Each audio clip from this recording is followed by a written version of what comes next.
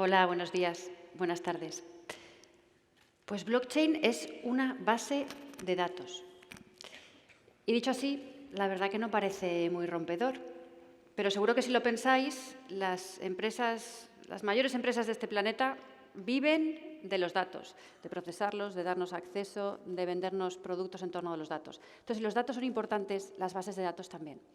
Entonces, blockchain es una base de datos, pero es una base de datos que tiene unas características especiales. Es descentralizada, es una base de datos multiusuario, segura y programable. Os voy a explicar muy rápidamente qué es cada una de estas cosas y por qué es relevante.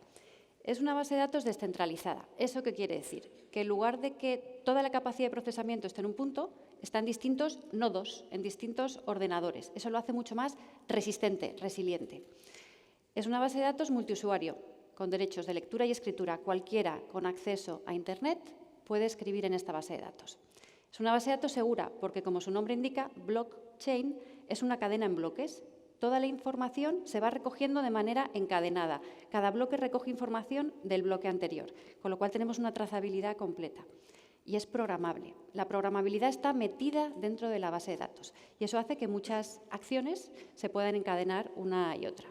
Entonces, una base de datos con estas características, descentralizada, multiusuario, segura, programable, es muy buena para procesos que son secuenciales, donde hay información que pasa de un usuario a otro y donde la información cambia de estado.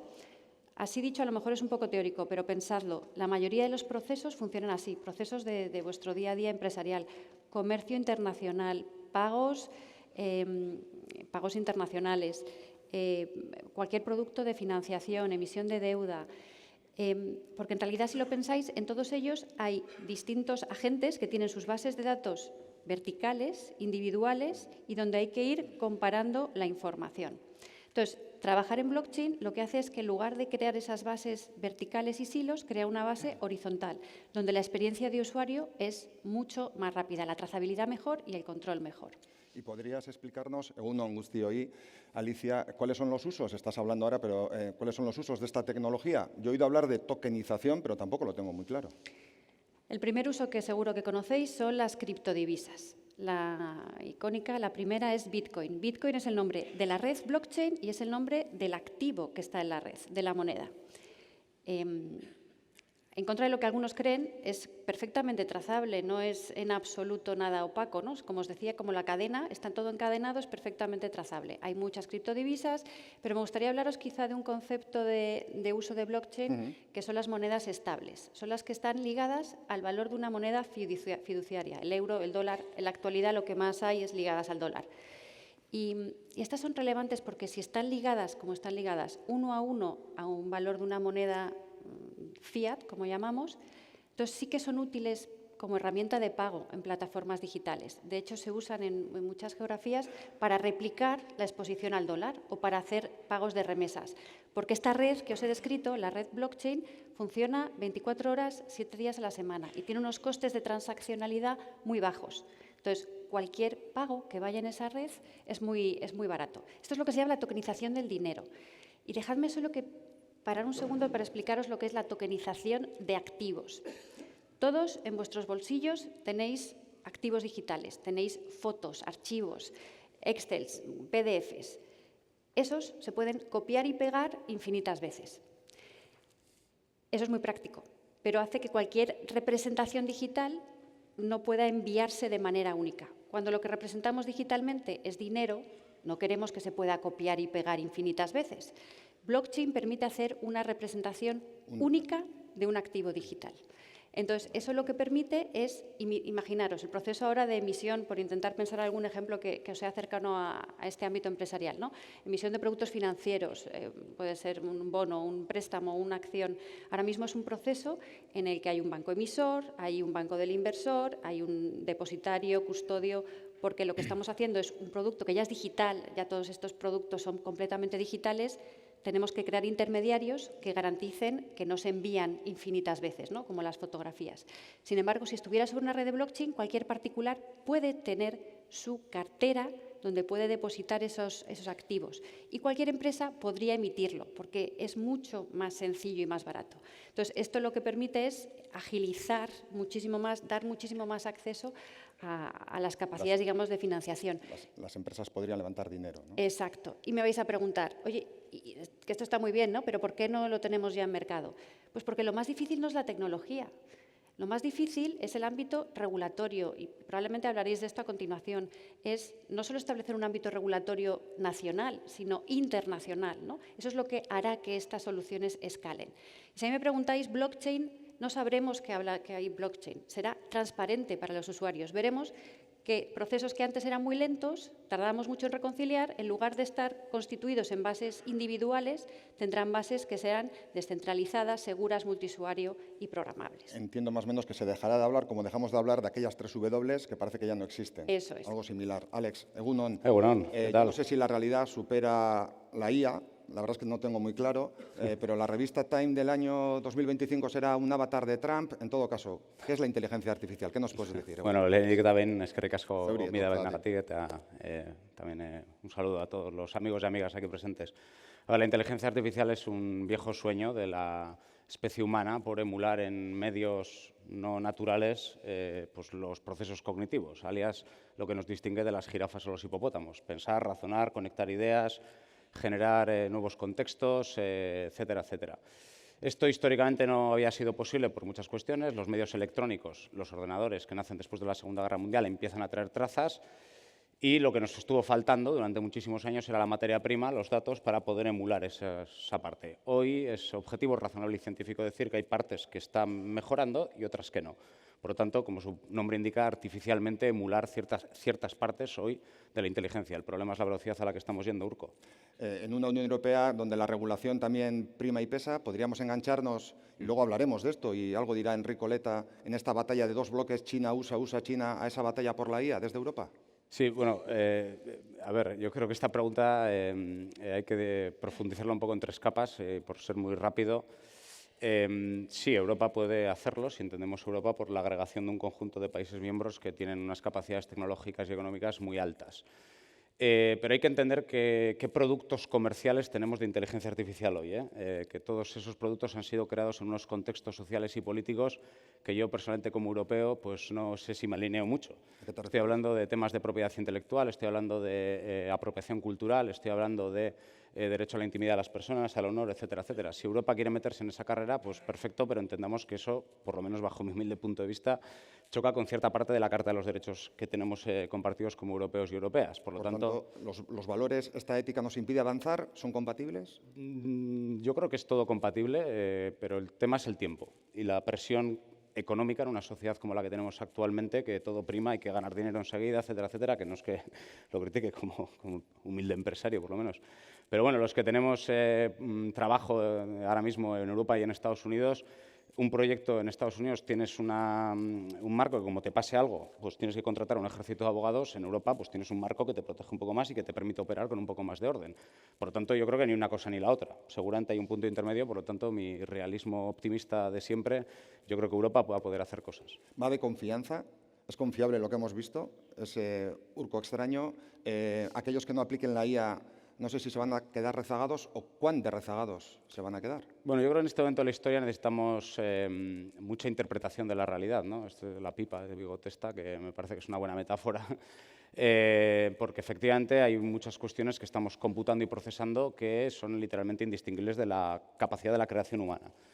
No me gusta hablar de la destrucción, yo me gusta hablar del shifting, del desplazamiento. Yo creo que se va a reconceptualizar cómo tenemos que trabajar todos y todas. Porque, repito, que hay cosas que biológicamente no tienen, para mí no tiene utilidad computarlas, es mejor delegarlas a una inteligencia. A mí me gusta más el término digital, porque la palabra artificial creo que resta carga semántica a lo que realmente son. Para mí son inteligencias digitales con las que tenemos que naturalizar una convivencia siendo copilotos. Nosotros somos los pilotos. ¿Y esta inteligencia digital o artificial, como la conocemos comúnmente, es compatible con ese blockchain, con esa antigua web de un futuro? Yo creo que sí, porque fijaros que esta inteligencia artificial, estos agentes, ¿no? Ahora hablamos mucho de estos agentes van a hacer cosas por nosotros, ¿no? Tareas sencillas, luego más complicadas. Estos agentes van a querer una remuneración. Y esta remuneración, yo como al menos me la imagino en formato de micropago. En un micropago a esas inteligencias artificiales agentes que estarán en ordenadores de cualquier lugar del mundo. Entonces, ¿cómo hacemos esos micropagos al instante, 24 horas, 7 días a la semana, en importes que serán céntimos de euro, ¿no?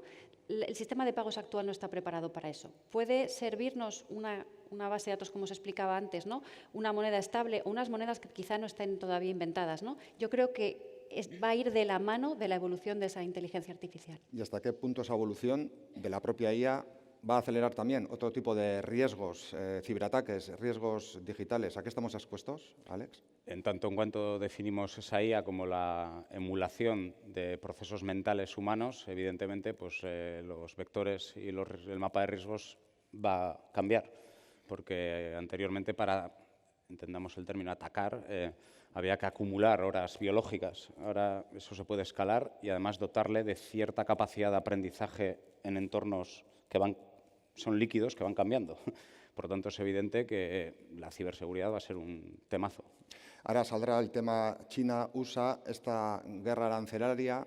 Empezamos a utilizar términos bélicos. Esto también es, no sé si preocupante, pero desde luego llamativo. ChatGPT, DeepSeek, Europa. Un tema que estamos comentando hoy aquí. ¿La realidad empieza a superar a la ficción? Es decir, lo que estamos viendo con una decisión política, económica, de un individuo que está alterando el orden mundial es casi, no sé si decir, más preocupante que lo que estamos hablando sobre los posibles riesgos cibernéticos, Alex. No, permites que temas políticos, luego los que nos van a suceder, seguro que los ponen mucho mejor que yo. Yo respondo a la primera parte, que es la tecnológica. Yo vuelvo a insistir, me parece que Europa tiene que hacer una reflexión de lo que son estos productos comerciales. Y perdonad que insista en ese término, porque esto, hay una cosa que cuento muchísimo en nuestros programas, que es OpenAI nace en 2015 y más o menos hasta el 2022 no sabemos de su existencia. Hombre, en Bilbao somos gente básica, pero algo nos da para pensar que algo han estado haciendo esos 7 años recibiendo centenares de millones de dólares de financiación. Y esa es la pregunta que me hago. Por eso hablo del término apropiación, ¿no? La apropiación es, no sé, hay muchos datos, ahí están pasando muchas cosas. Europa quiere hacer ese tipo de productos. Europa quiere saltarse toda esta parte de la propiedad intelectual. Y DeepSeek, evidentemente, sin tener la más mínima idea, porque a ver, si alguien lo sabe, pues que lo cuente, genial. Pero no sabemos muy bien todo lo que hay ahí, todo lo que está pasando, ¿no? Yo creo que Europa, repito, tiene unos valores que creo que son por todos y todas compartidos, de la transparencia, de la confianza, que efectivamente para mí aplica. Yo creo que todo esto es compatible. Lo que pasa que estos países que has citado llevan 20, 30 años construyendo estas herramientas, por no decir 70, 80. Por eso hablo tanto de la velocidad y del tiempo con el que hay que hacer las cosas, corriendo unos riesgos a los que no estamos acostumbrados porque hemos tenido otro modelo económico un poco más estable, vamos a decir, en unos tiempos de tremenda liquidez, claro. A mayor tecnología, mayor ataques cibernéticos. Luego os preguntaré por uno de ellos, pero en tu opinión, Alicia, ¿cuál es el mayor riesgo que puede tener este desarrollo tecnológico que parece que no tiene fin? O sea, nos está suplantando. Pues yo veo dos. Los riesgos de los ciberataques, sin duda.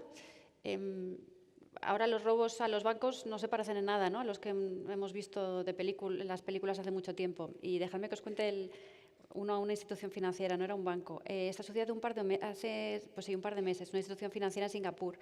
1.500 millones. Esto es la siguiente película de Netflix, creedme, y poco se ha hablado de ello. Es un ataque cibernético en el que un empleado de la entidad financiera lo que hicieron es, le interpusieron una carátula. Él pensaba que estaba accediendo como empleado a la entidad financiera y un atacante había utilizado esa carátula y entonces, según él utilizaba la aplicación, digamos, el atacante tuvo acceso a las credenciales de esta institución financiera y robó rápidamente 1.500 millones. ¿Es el mayor robo de la historia? Sí, en el ámbito financiero probablemente sí. Y pues eso, ¿no?, completamente distinto a como podíamos imaginarnos otros robos. Pero lo que también fue distinto fue la respuesta de esta entidad. Inmediatamente salió a redes sociales y dijo, me han robado 1.500 millones, ¿quién me ayuda? Porque el atacante puede estar en cualquier sitio, pero el que ayuda a rescatar y a encontrar ese dinero que es digital y se está moviendo por ordenadores, también puede estar en cualquier sitio, ¿no? Entonces yo creo que es una cosa que cambia también. ¿Es de película de Netflix, Alex, este robo? Podría hacerlo la IA, narrar su propio ¿Podría robo. hacerlo? Sí, seguro que sí. ¿Algún otro riesgo que veáis? A mí hay uno que personalmente... Has dicho dos, uno eran los ataques. En los ataques y uno ya que es más personal, que que es como la tecnología es irresistible, ¿no? Nos pasa a todos, tenemos formato de pantalla pequeña, mediana, grande, constantemente emite luz, color, mensajes, chats, mails, vídeos, notificaciones, lectura de prensa, actualización del saldo. Es irresistible, es imposible estar constantemente, ¿no?, mirándolo. Y para mí la reflexión es cómo nos roba la capacidad de atención y concentración, que yo considero que es lo que nos hace humanos, ¿no?, lo que nos diferencia de las jirafas, los hipopótamos. Cómo encontramos ese equilibrio entre reforzarnos con la tecnología y poder seguir manteniendo esa atención plena, esa concentración, esa pasión que nos hace absolutamente humanos y que nos ha llevado hasta aquí, ¿no? Esa es una cosa que me preocupa. ¿Cómo ves tú este punto? El raciocinio humano, el ser humano, el sentimiento, la capacidad de atención versus la tecnología y los impactos. A ver, yo, recuperando la pregunta del riesgo, a mí hay un tema que, parafraseando a Hannah Arendt, suelo describir como la banalización del saber, que es que yo que tengo un largo pasado universitario, una de las cosas que más me duele es cómo se ha banalizado el saber cosas. Porque a todos los foros que voy siempre hago una pregunta de ¿para qué voy a estudiar ahora si puedo preguntarlo? O mejor dicho, ¿qué tiene que estudiar mi hijo o hija? Parece que es una pregunta como, ¿pero para qué tengo que saber si puedo preguntar y desde la superficialidad capturarlo, ¿no? Bueno, evidentemente, para mí ahora mismo es más importante que nunca saber o conocer o discernir por esa interpretación de la realidad que nos está exponiendo unas herramientas que, como se puede percibir de mis comentarios, critico con cierta sutileza desde lo que tienen ahí dentro, ¿no? Entonces, yo creo que hay un riesgo evidente, que es la banalización del saber, y creo que, llevándolo al discurso económico todo el rato, me parece que como sociedad tenemos un tremendo problema. Y, por lo tanto, para mí un riesgo social, igual no tan individual, porque las preguntas suelen ser más del individuo, ¿no?, de la persona, pero yo creo que como sociedad, como colectivo, como agregado de sapiens, es ¿qué va a ser de nosotros, ¿no? Entonces, esa banalización del saber a mí me parece que nos hacemos muy poco a favor, sin cuestionarla. Positivo, optimista, pesimista, activista, se decía antes. ¿Qué sois respecto a la tecnología? Una última pregunta y ya terminamos. Alicia. Súper positiva. Alex. Prudente. Pues con esa prudencia y ese súper positivismo lo vamos a dejar. Os agradezco de verdad la capacidad de síntesis, el dinamismo y eskerrik asko gurekin egoteagatik. Alicia Pertusa, fuerte aplauso. Alex Rayón. Muchas gracias.